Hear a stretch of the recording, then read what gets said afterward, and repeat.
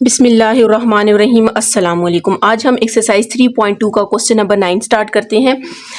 इससे पहले जो आपके पास जितने यूनिट और एक्सरसाइजेज हैं आपको प्लेलिस्ट से मिल जाएंगी। क्वेश्चन नंबर 9 में आपको कह रहे हैं if a is equals to this, b is equals to and c is equals to, find a unit, find a vector. आपने एक वेक्टर फाइंड करना है। जिस तरह ए बी सी एक वेक्टर है, इसी तरह आपने एक और वेक्टर फाइंड करना है ऑफ मैग्नीट्यूड 6 यूनिट। अब आपको कह रहे हैं कि वो उसका जो मैग्नीट्यूड है वो कितने यूनिट है, 6 यूनिट है, विच इज पैरेलल। ठीक है, ये पैरेलल शो किया, which is parallel to the vector. वो इस पैरेलल, इस जो हमने वेक्टर फाइंड करना है वो इस वैल्यू के क्या है, पैरेलल है। ठीक है, इस वेक्टर के पैरेलल है। सबसे पहले तो हम ये वाला वेक्टर फाइंड कर लेते हैं। हम यहाँ पर लिखते हैं 2a minus b plus 3c is equals to, अब 2 लिखेंगे। ठीक है, a आपके पास किसकी इक्वल है, i प्लस जे प्लस के की इक्वल है। फिर माइनस बी लिखेंगे। ठीक है, आई, उसके बाद बी हमारे पास किसकी इक्वल है, माइनस बाय माइनस, इस वजह से मैंने ब्रैकेट लगाई है, 4i minus 2j plus 3k आ जाएगा। फिर यहाँ पर प्लस 3 है, हमने प्लस 3 लिखा। अब सी लिखना है तो सी हमारे पास i minus 2j plus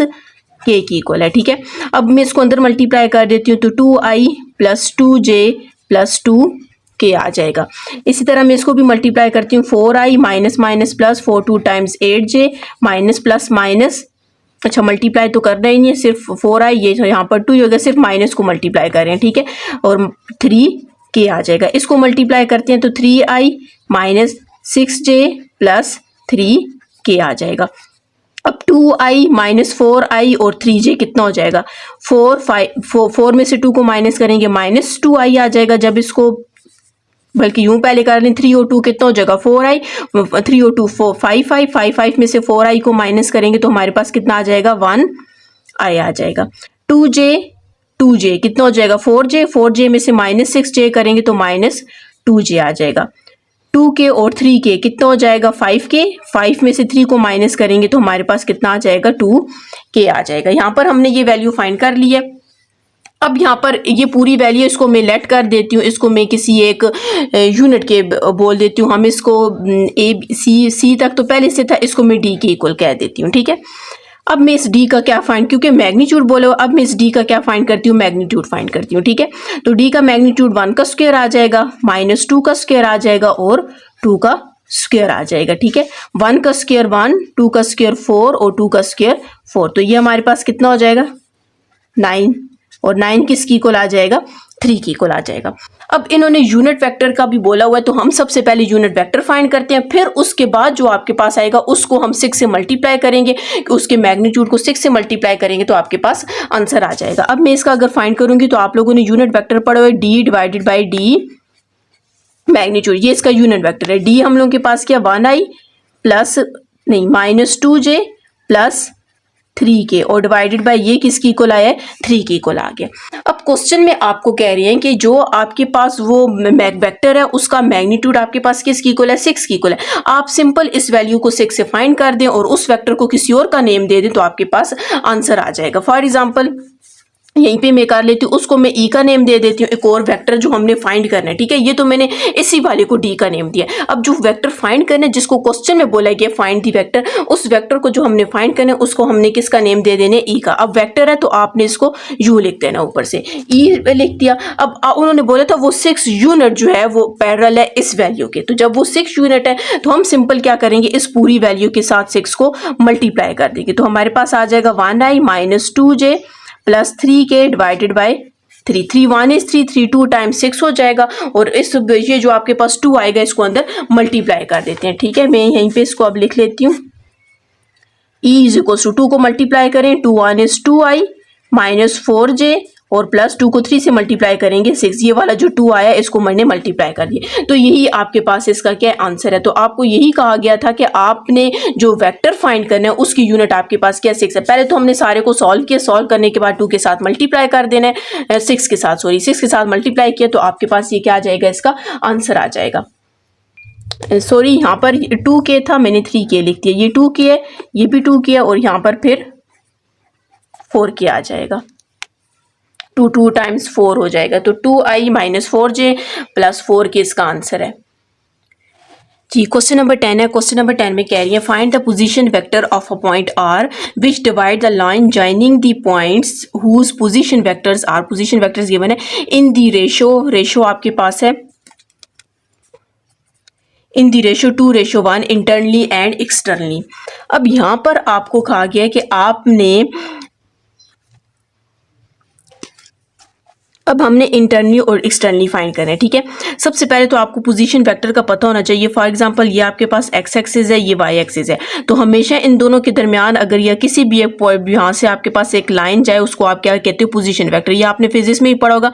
position vector हमेशा ओरिजिन से स्टार्ट होता है, तो आगे किसी भी पॉइंट पे जाते हैं, हम इस पॉइंट को आर का नेम दे देते हैं। ठीक है, अब जब आप इंटरनली फाइंड करेंगे तो उसका फॉर्मूला क्या होगा, और जब एक्सटर्नली फाइंड करेंगे तो उसका फॉर्मूला क्या होगा। मैं पहले यहाँ पर इंटरनली का फॉर्मूला लिख लेती हूँ। मैंने इसको किससे डिनोट किया, ओ आर से डिनोट किया, तो आप लिखेंगे O R equals to P Q. इसमें क्यू और पी आपके पास क्वेश्चन में गिवन है, माइनस नहीं, इसका प्लस होता है। क्यू आर नहीं, एक पी है और दूसरा पी है। ठीक है, पी है डिवाइडेड बाय क्यू प्लस या पी प्लस क्यू। ये आपके पास किसका आ गया, इंटरनली का। और जब आप एक्सटर्नली का लिखेंगे तो आपके पास ओ आर इक्वल्स टू यही सारा फॉर्मूला होगा, P Q minus Q P divided by P minus Q आपके पास आ जाएगा। ठीक है, तो इनमें आपने क्या करनी है, वैल्यूज पुट करनी है। ये 2 फॉर्मूले हैं। अगर आपको इंटरनली बोला जाए, अगर आपने पोजीशन वेक्टर्स को इंटरनली फाइंड करना हो तो वो कैसे फाइंड करेंगे, और अगर आपने एक्सटर्नली फाइंड करना हो तो वो कैसे फाइंड करेंगे। ये पोजीशन वेक्टर तकरीबन आप 9th फिजिक्स की बुक में आप तकरीबन इसको पढ़ चुके होंगे। अब यहाँ पर हम सिंपल इसको सिंप्लीफाई करते हैं। ठीक है, तो सबसे पहले तो हमारे पास जो वेक्टर्स गिवन है, पी हमारे पास क्या, आई प्लस 2j माइनस की है। ठीक है, और Q हमारे पास क्या है, माइनस आई प्लस जे प्लस के आ जाएगा। P भी आपने लिख लिया और Q भी आपने लिख लिया। अब यहाँ पर हमारे पास रेशो गिवन है, तो आपके पास रेशो कितनी है, 2:1। मतलब P की रेशो P आपके पास 2 है और Q की आपके पास क्या 1, तो मतलब P रेशो Q आपके पास किसकी इक्वल है, 2:1 की इक्वल है। P की आपके पास Q आ जाएगी, 2 की आपके पास 1 हो जाएगी। ठीक है, अब P भी आपके पास गिवन है, Q भी गिवन है। ये P इक्वल्स टू 1 है और Q इक्वल्स टू 1 है, P इक्वल्स टू 2 है। हम इसमें भी पुट कर देते हैं, X में भी पुट कर देते हैं। सबसे पहले आप लिखेंगे फॉर इंटरनली, हम मतलब पोजीशन वेक्टर को पहले क्या करेंगे, इंटरनली फाइंड करेंगे। ठीक है, इसका फॉर्मूला लिख लेते हैं, Q R equals to P Q plus Q P divided by P plus Q. इसमें वैल्यूज पुट कर देते हैं। P की वैल्यू हमारे पास क्या है, 2 है, और Q हमारे पास क्या है, माइनस आई प्लस जे प्लस के प्लस Q हमारे पास 1 है, और P का आपके पास वेक्टर क्या है, I प्लस 2j माइनस के divided by P plus Q, मतलब 2 प्लस 1 आ जाएगा। इसको सिंप्लीफाई करेंगे तो minus 2i plus 2j plus 2 के, और यहाँ पर 1i प्लस 2j और माइनस 1 प्लस माइनस के आ जाएगा। ठीक है, और डिवाइडेड बाय 2 और 1 कितना हो जाएगा, 3 हो जाएगा। हम इसको सॉल्व कर लेते हैं, तो माइनस 2i और प्लस 1i तो माइनस आई हो जाएगा, 2j और 2j आपके पास 4j हो जाएगा, 2k और माइनस के तो हमारे पास 1k आ जाएगा, और डिवाइडेड बाय 3 आ जाएगा। तो आपको यही कहा गया था, आपने ये फाइंड करना है। अगर आप इसको अलग अलग करके लिखना चाहें तो आप यू भी लिख सकते हैं। जिस तरह अगर आप अपना आंसर चेक करें तो उसमें यू लिखा हुआ 1 divided by 3i plus 4 divided by 3j plus 1 divided by 3k आ जाएगा।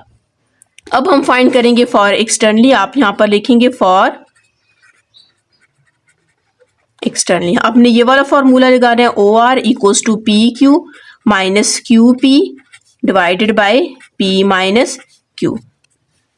सबसे पहले तो ये P हमारे पास किसकी इक्वल है, 2 की इक्वल है, Q माइनस आई प्लस जे प्लस Q। सारा फॉर्मूला वो ये सिर्फ यहाँ पर प्लस डालना है। ठीक है, वैल्यू भी आपने वैसी लिखनी है, और 2 माइनस 1 आ जाएगा। इसको मैं मल्टीप्लाई करती हूँ तो minus 2i plus 2j plus 2k, और यहाँ पर minus 1i minus minus plus 2 minus plus minus है। ठीक है, माइनस माइनस प्लस के, और डिवाइडेड बाय 2 माइनस 1 करें तो क्या आ जाएगा, 1 आ जाएगा। तो 1 पे जो भी डिवाइड होती है वैल्यू वही आती है। हम ऊपर वाले को सॉल्व कर लेते हैं। -2i और -1i कितना हो जाएगा, 3i हो जाएगा, -3i। 2j और 2j तो आपस में कैंसिल हो जाएगा। 2k और 1k कितना हो जाएगा, 3k हो जाएगा। तो ये हमने क्या फाइंड कर लिया, इंटरनली भी फाइंड कर लिया पोजीशन वेक्टर को और एक्सटर्नली भी फाइंड कर चुके हैं। ठीक है, अब हम इसका क्वेश्चन नंबर 11 स्टार्ट करते हैं जी। इसका नेक्स्ट क्वेश्चन है। नेक्स्ट क्वेश्चन में आपको कह रहे हैं फाइंड पोजीशन वेक्टर, बिल्कुल सेम पिछले क्वेश्चन की तरह ही है। आपको कह रहे हैं आपने पोजीशन वेक्टर फाइंड करना है। Point C with position vector, आपके पास सी कौन सा है, पोजीशन वेक्टर है। ठीक है, पोजीशन वेक्टर 5j की इक्वल है, और डी भी आपके पास पोजीशन वेक्टर है, वो 4i + j की इक्वल है। ठीक है, और इनकी रेशो आपके पास किसकी इक्वल है, 2:5 की इक्वल है। यहाँ पर हम पोजीशन वेक्टर आपकी मर्जी, पिछले में हमने OR लिया था, यहाँ पर आप अपनी मर्जी से ले सकते हैं। ठीक है, तो सी और डी तो पहले से गिवन है, ये हम नहीं लेंगे, मतलब ये पोजीशन वेक्टर है, तो आप एक O ले लें और O के साथ A ले लेते हैं। ठीक है, तो यहाँ पर हम सबसे पहले क्या लिखते हैं, जो आपके पास सी की वैल्यू गिवन है, सी के किसकी इक्वल है, 5। यहाँ पर हमने सी लिख दिया। अब आपके पास दूसरा पोजीशन वेक्टर डी है, तो हम डी लिखते हैं। डी किसकी इक्वल है, 4i + j की इक्वल है। नहीं तो आप d = भी कर सकते हैं और c = भी कर सकते हैं। ठीक है, और इन दोनों की रेशो जो आपके पास है, गिवन रेशो हमारे पास कितनी है, 2:5 है। अब आपने क्या करना है कि सबसे पहले इंटरनली बोला हुआ, तो पिछले में जो आपने इंटरनली का फार्मूला लगाया था हम वही लगाएंगे। अब मैंने यहाँ पर पोजीशन वेक्टर को ओ ए से डिनोट किया, हम ओ ए से ही डिनोट करेंगे। ठीक है, तो यहाँ पर आपके पास पहला रेशो क्या है, 2 है, मतलब वो सी का रेशो है, 2 लिख देंगे। उसके बाद हमने ये नेक्स्ट वाली मतलब रेशो इसकी लिखेंगे, वैल्यू आपने इसकी लिखनी है, 4i + j लिखना है। फिर उसके बाद अब इंटरनली है तो दरमियान में आपने प्लस लगाना है, फिर 5 लिखेंगे और आपने 5 और j की लिखनी है। ये अपोजिट होते हैं, मतलब अगर आप रेशियो इसकी लिख रही हैं तो वैल्यू इसकी लिखनी है, रेशियो अगर आप सी की डी की लिख रहे हैं तो वैल्यू आपने सी की लिखनी है। नीचे आपके पास क्या हो जाएगा, 2 + 5 हो जाएगा। हम मल्टीप्लाई करते हैं, 2 4 × 8i + 2j + 5 5 × 25j divided by 7 आ जाएगा। तो यहाँ पर 8i + 27j डिवाइडेड बाय 7। अगर आप चाहते हैं को आप इसको अलग करके लिखें तो हम कैसे लिखेंगे, OA = 8 डिवाइडेड बाय 7i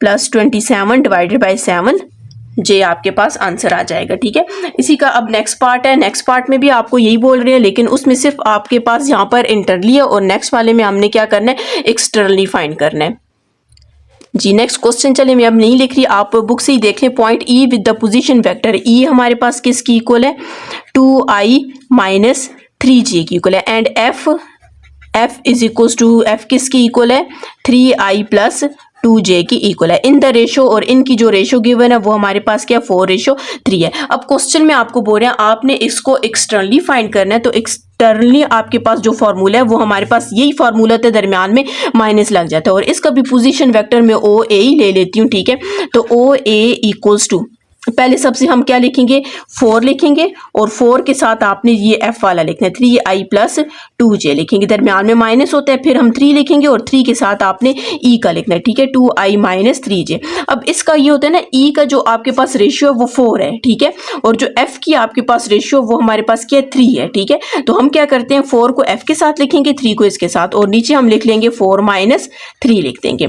अब अंदर में मल्टीप्लाई कर देती हूँ, 4 3 × 12i + 4 2 × 8j - 3 2 × 6i - +3 3 × 9j divided by 4 - 1 करें, 4 - 3 करेंगे तो 1 आ जाएगा। इसको हम सिंप्लीफाई करते हैं, 12i में से -6i करेंगे तो आपके पास 6i आ जाएगा, और 8j और 9j को जब आप ऐड करोगे तो हमारे पास कितना आ जाएगा, 17j आ जाएगा। ठीक है, OA। तो हमने यही फाइंड करना था, आपके पास ये फाइंड हो चुके हैं। तो अगर आपने मेरा चैनल सब्सक्राइब नहीं किया, काइंडली सब्सक्राइब कर दो, साथ ही बेल आइकन पर क्लिक कर दें ताकि हर आने वाली न्यू वीडियो आप तक पहुंच सके।